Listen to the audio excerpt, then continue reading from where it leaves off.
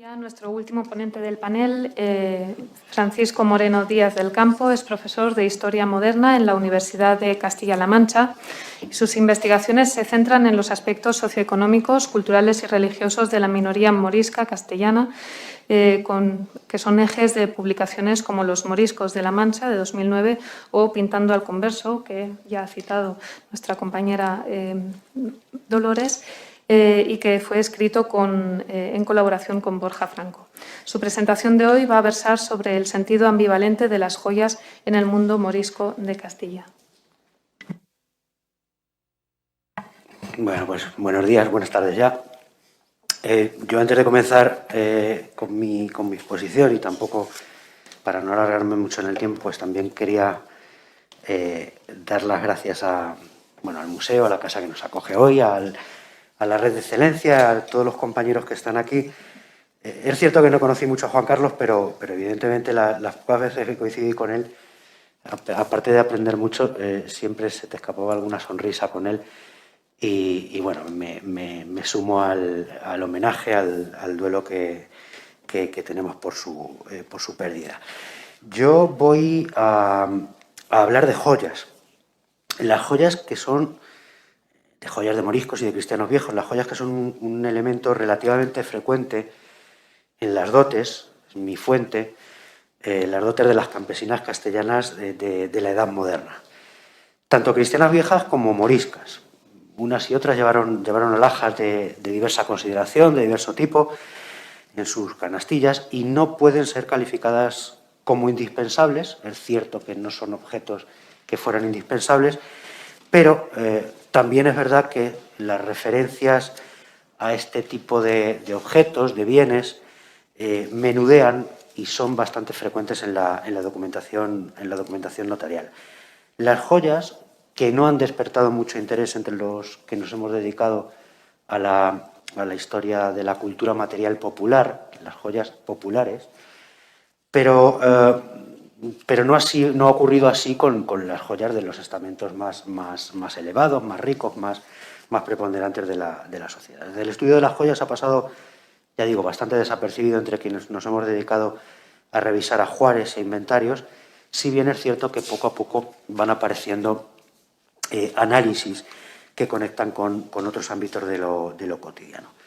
Ese escaso conocimiento del mundo de las alhajas y de las joyas no es un capricho.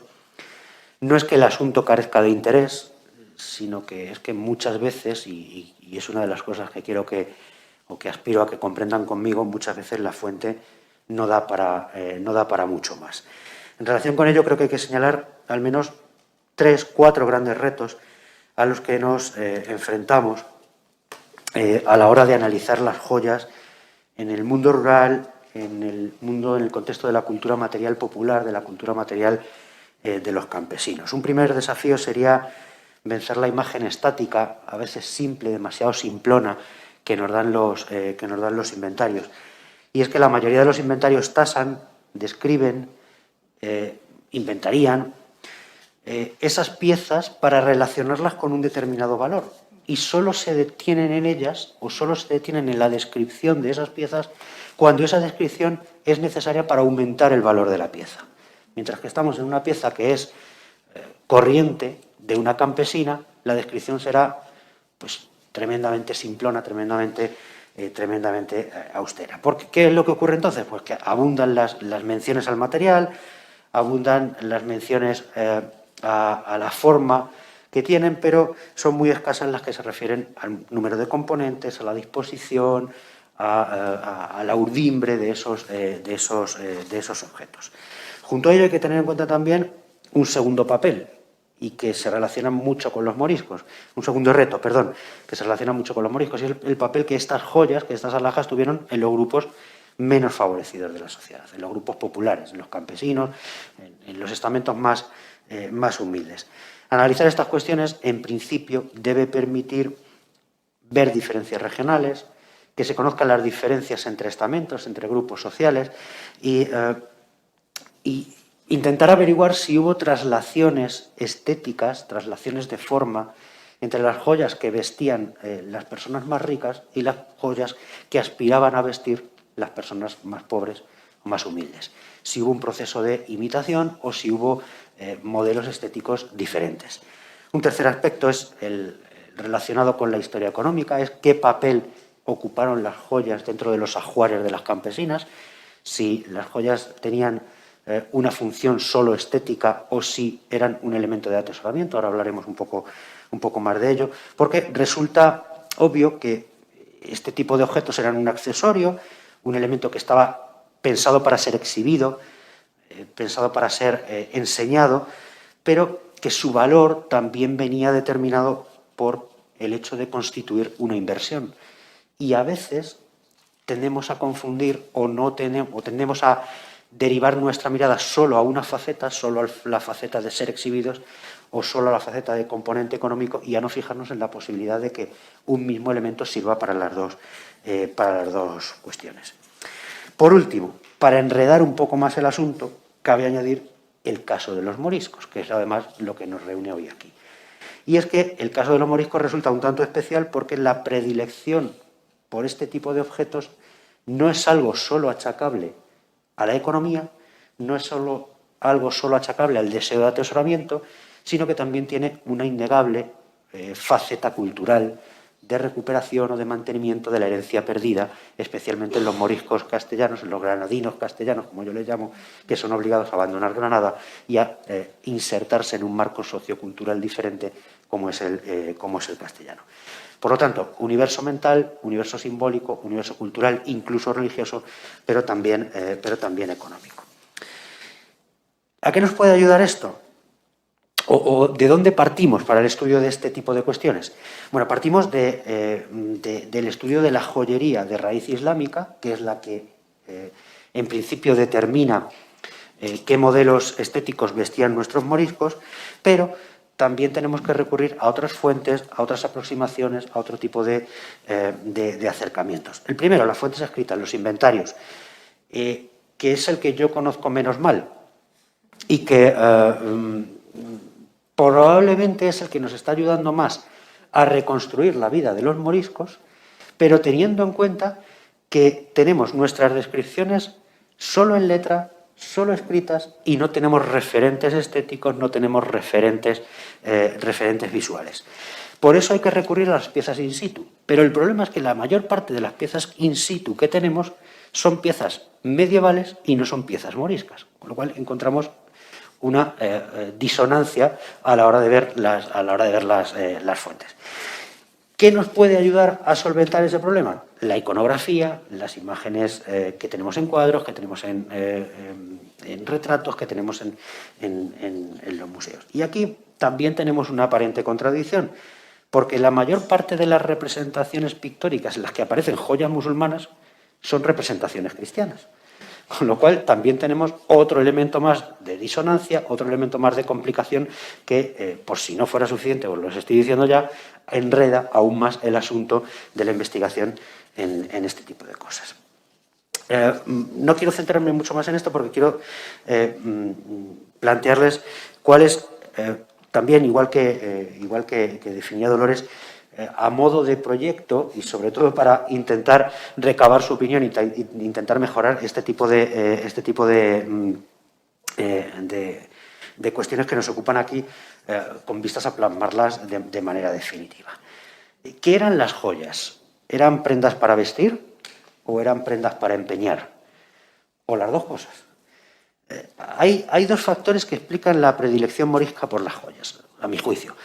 En primer lugar, cabe hablar de una herencia cultural, que entronca de una manera muy particular, de una manera muy concreta, con una forma de exteriorizar su tenencia mediante un porte, una exhibición que, en principio, y por naturaleza de las propias joyas, se consideraba que debía ser público. Las joyas se tienen que exhibir de manera pública. De poco vale exhibirlas de manera privada. En ese sentido, la tradición islámica no solo se basa en el libro sagrado, en el Corán, sino que también se asienta en los hadices. Lo cierto es que las limitaciones que el Corán pone al porte de joyas son relativamente pocas y son menores que en el caso de los cristianos, espero no equivocarme. Entre las mujeres musulmanas la exhibición de joyas en principio no estaba vetada, no estaba prohibida, estaba permitida, en prácticamente todas sus formas, a excepción de las joyas que representaban animales o de las joyas que representaban versos coránicos. Espero estar en lo correcto. Por su parte, los varones sí vieron limitada la posibilidad de lucir joyas, pero, ojo, no de atesorarlas, no de guardarlas para luego entregarlas a una mujer. Y eso es lo que hace que también, en el caso concreto de los inventarios que yo he manejado, los varones incorporen en las arras joyas. Y no solo se incorporen las joyas en las dotes, sino que se incorporen también en las arras, que, como bien saben ustedes, es la parte del patrimonio familiar que incorpora el varón al matrimonio. Las dotes de las granadinas de Castilla, confirman que, pese a la ruptura material que se dio después de la Guerra de las Alpujarras y después del destierro posterior a la Guerra de las Alpujarras, ese aprecio por las joyas no desapareció del todo, se mantuvo vigente. Y al mantener piezas en sus ajuares, las moriscas granadinas de Castilla lo que hicieron no fue otra cosa sino vincular sus usos colectivos al pasado del grupo, al pasado que habían dejado atrás en Granada. Junto a esa reivindicación, y en ese sentido las joyas son para enseñar, pero junto a esa reivindicación material de la herencia perdida, no puede negarse que, sobre todo en una situación económica delicada como es la que tuvieron muchos y muchos moriscos de Castilla después de la Guerra de las Alpujarras, el acaparamiento de alhajas, el acaparamiento de joyas, tuviera también una orientación monetaria. Y en ese sentido las joyas podían ser para empeñar. Dicho eso, ¿qué es lo que ocurre con los moriscos? Bueno, ahora lo veremos, pero no es algo específico solo de los moriscos granadinos. Conte Cazcarro, por ejemplo, para el caso de Huesca, ha demostrado que los mudéjares antiguos también tenían joyas para acaparar. Luce López Varal habla de comunidades mudéjares de Castilla la Vieja en las que también las joyas se entregaban con la posibilidad de empeñarlas en un determinado momento de penuria económica, pero cuidado, y esto es algo que ha apuntado Máximo García Fernández, un historiador, un compañero de la Universidad de Valladolid, pero no para el mundo morisco, sino para el mundo de los cristianos viejos. Había joyas y había joyas. Había joyas que se podían empeñar y había joyas que, aunque hiciera falta empeñarlas, no se empeñaban. Y a veces es en esas en las que tenemos que fijar un poco nuestra mirada para descubrir la herencia cultural. ¿Cómo era el joyero de las moriscas? Bueno, el joyero de las moriscas era un joyero monótono, pero bien surtido. A pesar del papel importante que desempeñaron las joyas en el universo material morisco, al menos por lo que yo he visto en Castilla, lo que destaca es la constante repetición de muy pocas piezas, pero mucha repetición, como si el mundo de las alhajas de los granadinos se limitara a unas prendas básicas y prácticamente insustituibles. Es un repertorio limitado. Me he permitido la licencia de traerles dos nubes de palabras que reflejan visualmente lo que son las dotes, las joyas que aparecen en las dotes de los moriscos y las joyas que aparecen en las dotes de los cristianos viejos, a mayor tamaño, mayor presencia, pero sobre todo lo que nos llama la atención es que el ajuar de joyas de los cristianos viejos está repleto de palabras, mientras que el de los moriscos es mucho más diáfano. ¿Qué nos ha demostrado, o qué me ha demostrado a mí, al menos para el caso de Castilla la Vieja, de Castilla la Nueva, el análisis de estas dotes? Bueno, dos cosas principalmente, y de la comparación con el caso granadino. Que antes de 1570 los moriscos hicieron uso de una gama de adornos y de alhajas y de joyas mucho más diversificada de la que llevan a Castilla, y en segundo lugar, que los abalorios y las prendas documentadas en el caso de los moriscos de Castilla ni son de tradición nazarí, ni recogen la influencia islámica. Al menos no todas. Son una minoría. Donde sí parece que se dieron ciertas coincidencias es en el carácter popular de las piezas. Es en el carácter de andar por casa. No quiero utilizar la palabra de andar por casa. Es en el carácter humilde de esas piezas. Y es una herencia que sí se recoge de Granada. Hablemos un poco de taxonomía, hablemos un poco de clasificación. Las fuentes son parcas, las fuentes son bastante pobres a la hora de ofrecer mucha información. Esa parquedad impide precisar caracteres morfológicos, impide precisar técnicas de fabricación, impide precisar disposición de los elementos. Solo en ocasiones muy puntuales se describen algunas piezas, pero insisto, y retomo lo que decía al principio, solo se detienen a describir esas piezas cuando esa descripción es estrictamente necesaria para aumentar el valor de la pieza que se está intentando describir.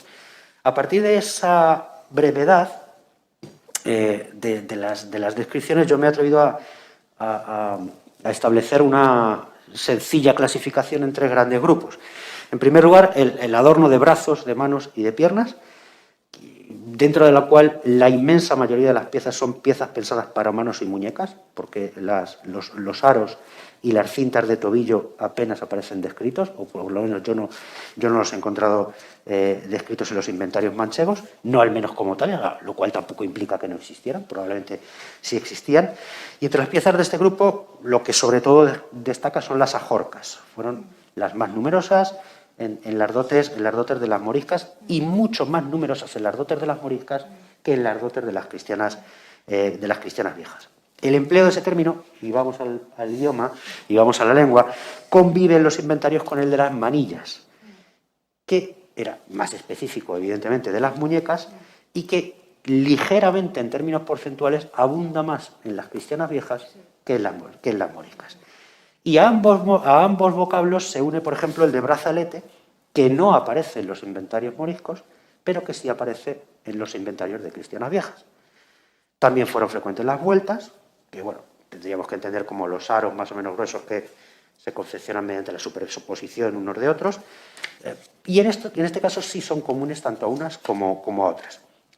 Llegados a este punto, con permiso de Dolores, que es la que realmente entiende del tema, cabe precisar que el empleo de términos, a mi juicio, y a juicio suyo porque retomo ideas suyas, tiene un matiz cultural, tiene un matiz estilístico, incluso temporal. Ana Labarta también lo ha dicho. Ana Labarta retoma el Tesoro de Covarrubias en 1611 y dice que ese matiz es claro porque ajorcas y manillas ya en 1611 se consideraban términos anticuados, términos de modé, términos que ya no se utilizaban, más propios de una esfera cultural posiblemente superada, morisca, quizá. ¿Qué ocurre? Que también fueron elementos definitorios de la joyería morisca. Entonces, en Castilla, lo que los moriscos denominaban con sus propios nombres se consideraba ya superado estilísticamente, pero los moriscos no lo consideraban superado culturalmente.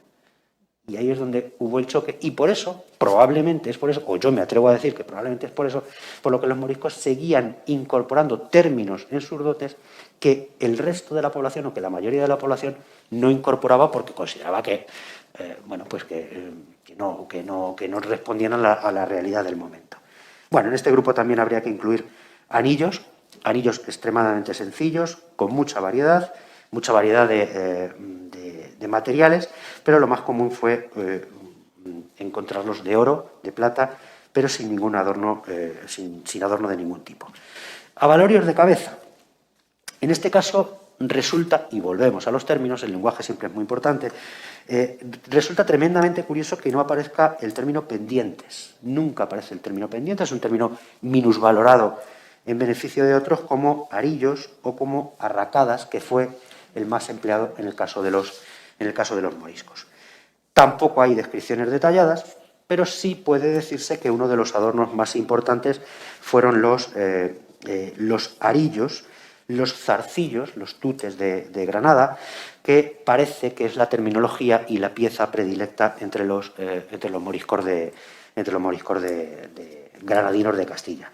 Otra pieza bastante común fueron los apretadores, una suerte de cintillo de banda con la que las mujeres se recogían el pelo, y finalmente los rodetes o los rodetillos, que no son tan habituales en principio, o al menos yo no los he visto de manera tan habitual como cabría esperar. Finalmente, las piezas de busto y de cuello, que son las más habituales, que la mayoría de ellas se agrupa bajo la denominación genérica de collar, y sus derivados, collarico, collarejo, collarcico, lo cual implica que las moriscas granadinas de Castilla pierdan el uso de otros términos que ellas utilizaban antes en Granada, como arrajafa, rejafa, regafa, que prácticamente no aparecen en los inventarios de Castilla, y al contrario sí se consolida el término, o empieza a consolidarse el empleo de otros términos como colgante o como gargantilla, que empiezan a aparecer ya más en el siglo XVII, no tanto en la documentación del siglo XVI, sino sobre todo en la del XVII. Muchos de estos collares, además, iban asociados al porte de otros objetos colganderos. No solo se describe el collar, se describe lo que cuelga del collar. Y entre los moriscos de Castilla no es raro encontrar lunillas, veneras, higas, corales, granos de oro, también medallas, también medallitas, perlas, cuentas, términos que coinciden normalmente entre moriscos y cristianos viejos, de tal manera que lo que se puede decirse es que hubo diferencias, sí, pero evidentemente no hubo grandes abismos. La diferencia más destacada de los propios moriscos entre lo que visten o portan en Granada y portan en Castilla es el porte de objetos religiosos colganderos de los collares.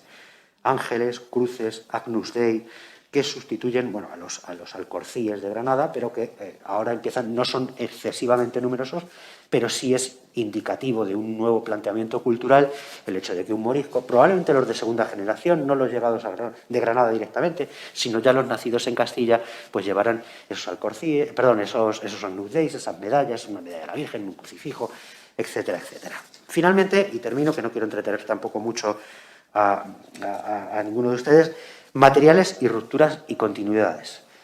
¿Cómo estaban hechas estas joyas? Bueno, una de las cualidades de las joyas del siglo XVI, de las joyas populares, era la movilidad. Se movieron las piezas, se movieron los orfebres, se movieron las influencias y se movieron los que llevaron las joyas, que también hay que tener en cuenta esto. De tal manera que la influencia granadina llega a Castilla de tres maneras: a través de los orfebres, a través de las piezas que llegan de Granada a Castilla y a través de la herencia cultural que los que se han instalado en Castilla quieren recoger en sus piezas nuevas de nueva fabricación. Esas son las tres maneras que hay. ¿Cómo son los materiales? Bueno, los materiales utilizados, ocurre algo parecido a lo que hemos visto que ocurría con la distribución de piezas. Mucho más escasa, mucho más reducida, mucho más concentrada en 2-3 materiales. El peso del oro es igual en cristianos viejos y en cristianos nuevos, aproximadamente un 60% en ambos casos. Lo que luego destaca, lo que luego llama la atención, es que los moriscos tienen un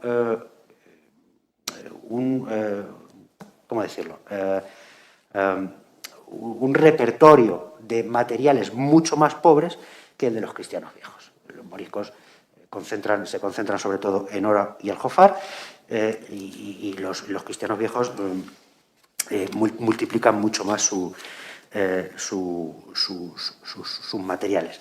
Quiero llamar la atención acerca del coral, el oro de los pobres, el material que utilizaron muchos moriscos que no podían disponer de oro y de plata, pero que no era tan utilizado en Granada, pero que en Castilla sí empieza a generalizarse. Termino en cuanto a los materiales y con unas breves conclusiones. Las características más distintivas de la joyería morisca en Castilla, en cuanto a los materiales, son, como les decía, la preferencia por el oro, la menor diversificación, un menor catálogo de piezas, que es un catálogo mucho más monótono. Por tanto, similitudes crecientes, sí, pero también diferencias.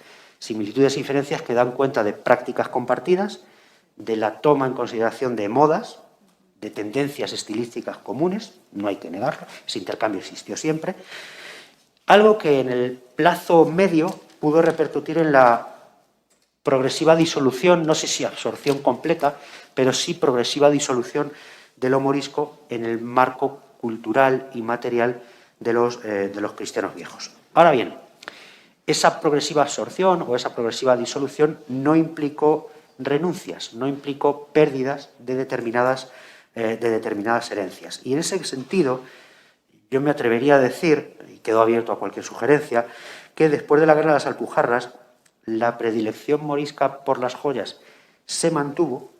Es cierto que es posible que admitiera otras connotaciones más prácticas, la posibilidad de empeñarlas y de recurrir a ellas para obtener dinero rápido, pero esa consideración utilitaria no implica que los moriscos perdieran el amor a las joyas como un elemento de valor simbólico, de valor cultural, de valor identitario, y que, en definitiva, era un elemento que les servía para conectar con la tradición heredada, con la cultura perdida después de la guerra de las Alpujarras. Muchas gracias.